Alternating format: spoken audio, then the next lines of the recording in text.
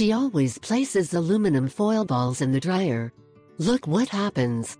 An average of 93% of you wash clothes. But household chores are not among the favorite pastimes on weekends. Today we show you a trick to make your clothes look like new. Take note. Apart from spending many hours washing, you have to spend hours ironing, and when there are children in the house, the activity is frustrating by the stains and other things that appear on our children's clothes. But with this trick today, you will see how it simplifies your life. Our clothing may have or accumulate static electricity. The garments stick to our body and it is very difficult to separate them, right?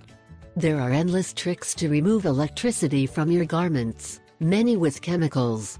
This trick is to remove static electricity from clothing. You just have to make a ball the size of a tennis ball with foil and place it in the dryer. You can use it for about 6 months.